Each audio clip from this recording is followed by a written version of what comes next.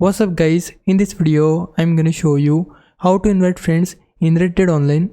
Now doing this is pretty easy. Firstly, open menu. For that, press left on your D-pad. On keyboard, press L, and once you do that, this menu will open on the left side. From here, select players, then select your own profile, then click on view profile. From here, now it will open the social menu. From here we need to go to social, and under it we need to go to find player, and then we have an option of search player. So type your friend's name. So let's say my friend name is Jack, then I just need to type Jack by using my controller like this, and then press the main menu key, and now it will show you all of the results. From here, select your friend's profile. So let's say my friend's profile is this one, then I can just select that.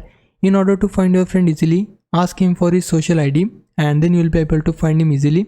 So let's say it's this one, then I can just select his ID from here. From here, select these three dots, then click on add, and a friend request will be sent to your friend successfully. So this was the process for sending friend request, and once your friend accepts your friend request, you will be able to add them in your game.